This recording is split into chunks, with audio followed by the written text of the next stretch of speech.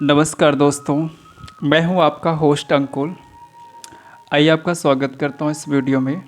आज मैं लेकर के आया हूं कुछ खास दृश्य और उसके साथ साथ कुछ खास वार्तालाप भी हम करेंगे। साथ ही हम सब आप जानते हैं कि हमारा देश कृषि पर आधारित है। देश की जो 60% आबादी है वो प्रत्यक्ष या प्रत्यक्ष किसी न किसी रूप से कृषि पर आधारित है। और कृषि का जो योगदान है देश के जीडीपी में भी देखने को मिलता है। और आप देखते ही हैं कि पूरे इस कोविड महामारी के दौर पर एक ही अर्थव्यवस्था जी थी जो कि अपना 100% योगदान दी, और योगदान ही नहीं दी बल्कि हम सबका पेट भी भरा। तो मैं आज आपसे बहुत सारी बातें करने जा रहा हूँ और शुरुआत करूँगा कुछ चंद पंक्तियों से कि आलस तनिक ना तन में रहता, आलस तनिक ना तन में रहता, भय ना कभी भी मन में रहता, कोई भी विपदा आ जाए हंसकर वह सब कुछ है सहता, हंसकर वह सब कुछ है सहता। आप समझ चुके होंगे मैं किन की बात कर रहा हूँ।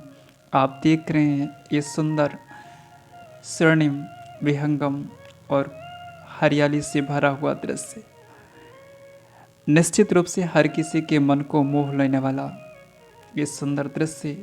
मैं तो पागल सा हो गया हूँ क्योंकि मैंने ऐसी हरियाली देखी है, लेकिन गौर से और इतने सुप्त, इतने चिंतनीय और ऊर्जा भरे स्थिति में पहली बार देखा है।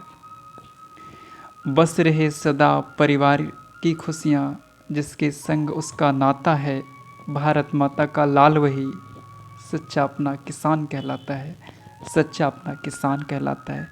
देश के सभी किसानों को मेरा नमस्कार, जो दिन रात खून पसीना मेहनत कर कर के अटूट परिश्रम करके ऐसी हरियाली को सजाता है।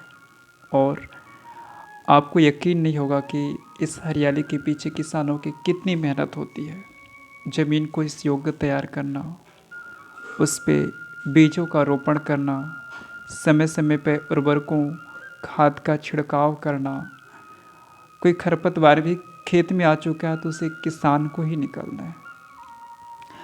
तो और वो भी हर सीजन पे, कोई भी सीजन हो, चाहे बारिश का मौसम हो, धूप का हो, ठंडी का हो। हम आप यदि किसी गवर्नमेंट सेक्टर में या प्राइवेट सेक्टर में कहीं पे काम करते हैं तो हमें बैठने के लिए एक सुकून भरा जगह दिया जाता है, काम करने के लिए आवश्यक संसाधन दिए जाते हैं और भी सारी नाना प्रकार की सुविधाएं उपलब्ध कराई जाती हैं। लेकिन मेरे किसान खुले आसमान के नीचे, धूप है तो धूप में भी उन्हें काम करना है, बारिश है तो बारिश में भी करना है, ठंड है जकड़े की ठंड है तो भी उन्हें काम करना है, क्योंकि यदि वो काम नहीं करेगा तो शायद हमारा पेट नहीं भरेगा। और जब वो किसानी करता है अपने अटूट परिश्रम से और उसके द्वारा उगाया गया अनाज जब मंडी पे आता है और दुकानों में जब वो जाता है और वहाँ से हम परचेज करके, हम ही नहीं बल्कि पूरी दुनिया का भी यही क्रम है कि पूरी दुनिया अपना पेट भरती है। तो मैं आज बात करने जा रहा हूँ खास इस हरियाली के लिए। आप भी देख रहे होंगे कितना अद्भुत नज़ारा है, कितना सुंदर सा, और साथ ही साथ प्रकृति ने क्या खूब संवारा है। ना कोई चहल है, ना कोई पहल है, ना कोई शोर है, ना कोई शराबा। चिड़ियों की सुमधुर, शायद आप सुन नहीं पा रहे होंगे, मैं तो आभास कर रहा हूँ, अनुभव कर रहा हूँ कि सुंदर चिड़ियों की चहक। और न जाने कोई स्वर्ग भी दे दे तो उसकी सुंदरता भी इसके सामने फीकी पड़ जाएगी। कुछ सामान्य आंकड़े के रूप में मैं बताना चाहूँ तो ये 200 से 250 एकड़ तक की ज़मीन है। और यहाँ पर किसानों का छोटा छोटा, किसी का 1 एकड़, किसी के 2 एकड़, किसी के 4 एकड़, जिसकी जैसी ज़मीन है उस पर उसने खेती की हुई है और काफ़ी मेहनत किया हुआ है। और मेहनत का फल आपको दिख रहा हुआ है कि उसके पौधे बोल रहे हैं, वो बोले या ना बोले, उसके पौधे बोल रहे हैं जिस पर उसने अपनी उम्मीद जता के रखी हुई है। और ये ऐसा समय है कि और मेरा आना भी एक ऐसे समय पे संयोग ही मानो, मेरा भाग्य ही था कि मैं ऐसे समय पे इन खेतों के समीप आया जब इनमें फल आने को है। पौधे अपनी जड़ें ज़मीन पे पूरी तरह से जमा चुके हैं और अपने आप को संवार चुके हैं। अब उन पे फल आना शेष है। तो सुंदरता का ये अति विहंगम दृश्य मैं कभी भूल नहीं पाऊंगा। और ख़ास मैंने इस मौसम को जान करके ही मैंने ये समय चुना था आने के लिए। तो मैं बात कर रहा था कि मैं आज कुछ पंक्तियाँ भी बीच बीच में आपको सुनाते जाऊंगा। और मैं पूरे इस एरिया को पूरा घूम रहा हूँ आज, और जो चीज़ें मुझे अच्छी लग रही हैं उस पर मैं अपनी बातें यहाँ के स्थानीय लोगों से, काम करने वालों लोगों से और उनके अनुभव, उनके एक्सपीरियंस को साझा कर रहा हूँ। शायद ये पहला मोमेंट होगा यहाँ के लोगों के लिए कि कोई बाहर से आकर के और उनसे इस विषय पे बात कर रहा है, उनके खेती और किसानी के तौर तरीके पे बात कर रहा है। और फिर हम अब जानते हैं कि किसानों की वर्तमान स्थिति क्या है, लेकिन कुछ भी है, किसान सब कुछ सहता है। कष्ट ना देती धूप दिवस की, कष्ट ना देती धूप दिवस की, न अंधेरी रात डराती है। डटा रहे हर समय खेत में जब तक ना फसल पक जाती है। डटा रहे हर समय खेत में जब तक ना फसल पक जाती है। सूरज के उठने से पहले वो पहुंच खेत में जाता है। जब सूर्योदय होता है उससे पहले ही वो अपने खेतों में पहुंच जाता है। भारत माता तेरा ये लाल, भारत माता तेरा ये लाल अपने इस मेहनत से न जाने कितनों का पेट भरता है। और यही हमारा किसान सच्चा किसान कहलाता है।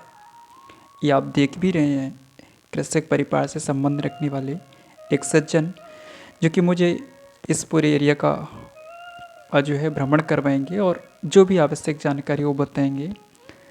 तो उन्होंने बड़ी बारीकी से मुझे चीज़ें समझाई है कि किसानी कोई आसान नहीं होती है, इसके पीछे बहुत मेहनत होती है, बहुत लगन होती है। हम सब आप कहते हैं ना, किसान हमारा पढ़ा नहीं होता है। किसान पढ़ा नहीं होता है, हर किसान भी ऐसा नहीं, कुछ किसान अच्छे पढ़े हैं, ग्रेजुएट हैं, लेकिन उनकी जो समझ है, उनकी जो अंडरस्टैंडिंग है कृषि को लेकर के, यहाँ के वातावरण को लेकर के, पौधों को रोपित करने के लिए, वो किसी विज्ञान से कम नहीं है। ये मेरा खुद का एक्सपीरियंस है। मैंने जितने भी लोगों से बात की है, शायद हम आप पढ़ कर के भी उतना नहीं कर पाएंगे, क्योंकि अनुभव सबसे उत्तम होता है। अनुभव बहुत काम आता है। यहाँ पे काम करने वाले लोग बचपन से इन्हीं खेतों पे खेले, इन्हीं खेतों पे पले, इन्हीं खेतों पे बढ़े हैं। तो उन्हें हर एक चीज़ मालूम है, हर एक आवश्यक फसलों को क्या आवश्यक है, कब पानी चाहिए, कब उन्हें दवा चाहिए, उन्हें सब कुछ मालूम है। कोई अलग से उन्हें बताता नहीं है। और प्रकृति की चुनौतियाँ जब जब आती हैं तब तब वो डट कर के उनका सामना करते हैं। ये देख रहे हैं आप कि इनमें अभी फल आने को हैं। और इसके साथ साथ एक और आश्चर्य और अनुकरणीय बात यह भी है कि किसान के साथ साथ सिर्फ एक किसान ही नहीं, उसका पूरा परिवार इसके पीछे लगा रहता है। और आप देख सकते हैं कि उसने कितनी सुंदरता से, कितनी चालाकी से खेतों पे छोटे छोटे मेड़ बना के रखे हैं ताकि पानी का रुकाव हो सके, फसलों को पर्याप्त पानी जितना वो पीना चाहें वो उन्हें मिल सके। और तो और ये जो एरिया, यहाँ की जो मिट्टी है, मैं कह सकता हूँ कि मिट्टी धान के लिए, धान की फसल के लिए बहुत ही उपजाऊ है। और इस एरिया पे जो मुझे जानकारी मिली स्थानीय लोगों से, उसमें ये बताया गया है कि ये जो एरिया है धान की फसल के लिए और गेहूं की फसल के लिए बहुत ही अच्छी है, बहुत ही उपयोगी मिट्टी है यहाँ की। पानी भी संसाधन उपलब्ध है, लेकिन हर मौसम एक जैसा नहीं रहता है। हालांकि इस साल की जो बारिश है उससे किसान थोड़ा सा देर हुई है, लेकिन उससे संतुष्ट है। और बीच में जो बारिश हो जाती है उससे उसका बेनिफिट हो रहा है, उससे उसका फ़ायदा हो रहा है। कहना है उनका कि बीच बीच में पानी जो हमें अलग से देना पड़ रहा था वो थोड़ा सा कम देना पड़ेगा। प्रकृति की अनेक चुनौतियों के बीच भी किसान हमारा खेती का काम पूरी ईमानदारी से काम करता है और हम इन्हें कृषक और खेतिहर के नाम से जानते हैं, जबकि मेरा मानना है कि नहीं, हम पालनकर्ता, पेट पालने वाला कह के बुलाएं हम सबका तो अति उत्तम होगा। और किसान में सिर्फ यही काम नहीं होता है, उसके पशु भी होते हैं, वो उनकी भी सुरक्षा, उनके लिए भी समय निकालता है। किसी ने गाय पाले हैं, किसी ने भैंस पाली हैं, तो कृषि के साथ साथ वो पशुओं को भी पालता है। और इसके साथ साथ घर के गृहस्थी के और भी बहुत सारे काम्स होते हैं, तो उन सबको मैनेज करते हुए और ये सुंदर से खेत उसने सजाए हैं जो कि वाकई में मेरा दिल जीत लिया है। यदि आपको भी समय मिले तो ज़रूर खेतों को घूमें। यदि आप खेती नहीं करते या करते हैं तो अनुभव लें, इनकी मेहनत के बारे में जानें। कुछ मेरे पास तथ्यात्मक आंकड़े हैं जिसका मैं ज़रूर उल्लेख करना चाहूँगा। संरचनात्मक दृष्टि से ये जो हमारा भारत है ये गाँवों का देश है, और गाँव में जो उनकी आजीविका का मुख्य साधन है वो कृषि है, और ग्रामीण समुदाय में अधिक मात्रा में कृषि कार्य किया जाता है। इसलिए भारत को हम कृषि प्रधान देश की संज्ञा देते हैं। लगभग हमारे यहाँ की 60 से 70% आबादी वो किसानों की है, और वही भारत देश की रीढ़ की हड्डी के समान है, क्योंकि हर मुसीबत पर हमें उभारने वाले वो हमारे किसान ही हैं। दूसरी सबसे बड़ी आश्चर्य बात यह है कि वह बीज बोने से लेकर के रात में फसलों की निगरानी करने तक का भी ख्याल उनका है। वह आवारा मवेशियों के खिलाफ भी फसलों की रखवाली करता है, वह अपने बैलों का ख्याल रखता है। आजकल कई राज्यों में बैलों की मदद से खेती करने की लगभग संख्या कम होती जा रही है और ट्रैक्टर की मदद से खेती की जा रही है। इस एरिया में भी काफ़ी जो किसान हैं वो ट्रैक्टर का ही यूज करते हैं मुख्यतः, लेकिन ऐसा नहीं है कि बैलों का उपयोग नहीं होता है, बैलों का भी उपयोग करते हैं। तो ये जानकर के बड़ा आश्चर्य लगा कि पुरानी पद्धति और आधुनिकता के बदलाव को भी स्वीकार कर रहा है हमारा किसान और अपनी कृषि को कंटिन्यू किए हुए है। किसी पंक्ति में मैंने पढ़ा था कि वह करे परिश्रम खेतों में, वह करे परिश्रम खेतों में, समय की मार भी सहता है। समय की मार, क्योंकि हर मौसम उसके अनुकूल ही नहीं होता है। कभी अतिवृष्टि, कभी सूखा, कभी और कोई न जाने समस्या आ जाए, बिजली की समस्या आ जाए, खाद की संकट आ जाए, तो हर तरह की चुनौतियां हमारा किसान सहता है। वह करे परिश्रम खेतों में, समय की मार भी सहता है, मेहनत करता है पूरी और संयम भी बांधे रहता है। कितना कुछ सह लेता है मेरा किसान। और मुझे कुछ यहाँ पे काम करने वाले लोग भी मिल रहे हैं, उनसे भी मेरी बात होगी। यदि मैं कुछ सुना सकूं आपको उनसे की हुई बात का कुछ छोटा सा अंश, तो बिल्कुल मैं उनसे कोशिश करूंगा बात करने का, और मेरा खूब मन है कि मैं इनसे बात करूं। आइए देखते हैं।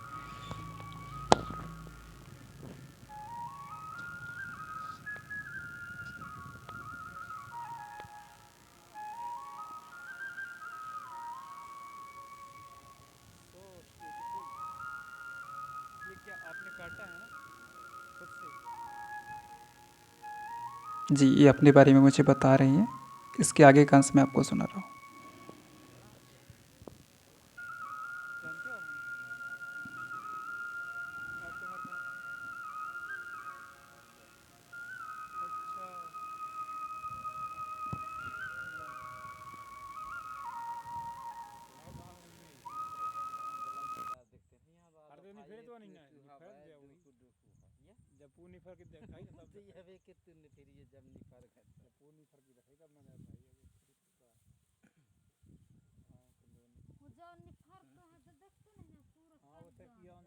काहे का वही के आता है मान ले बदरे माना इसमें आप एक वो जो है ना, उसे परेशान तो दवाई डाल दें मान के भाई। इसमें दवाई डलवा दो आप, तो जो फॉल्स वो हैं एटोपेटिक्स होंगी वो झड़ जाएंगी, और जो ओरिजिनल होंगी वो निखर जाएंगी। अब इन दवाई जिस पड़ जाए ना कीड़ी तो अब ऐसे नहीं, अपने से नहीं डालना है, किसी जानकार व्यक्ति से चेक करवा के, यानी कि सारी झड़ जाए किसी से चेक करा के जो जानकार हो, हमारे कहने से नहीं, क्योंकि हमें कुछ भी पता नहीं। हाँ नहीं तो सही ना यहाँ ये जैसे यहाँ कीड़ी लगे हाँ और वही ये है। बाल जो इनके झड़ गए हुई बट पेड़ अच्छे हैं, तगड़े पेड़ हैं आपके। हाँ पेड़ तो हैं बाकी बाल तो सही नहीं तो वो निकल इसको कौन उठाएगा इतना? है के ले जा भाई से आप मत उठाइएगा, इनको दीजिएगा, इतना बांध दिया है इन्होंने। लंबा उधर वो सारे आके खाएंगे फिर, है ना वो।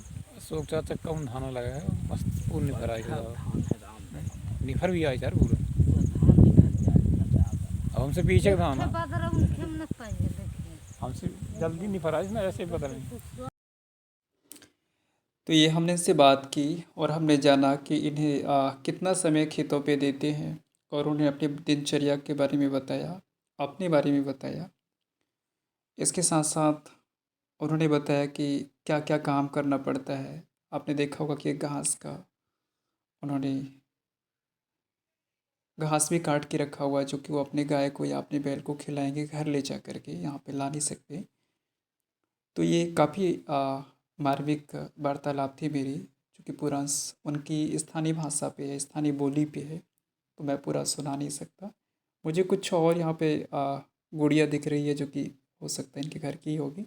आइए इससे बात करते हैं।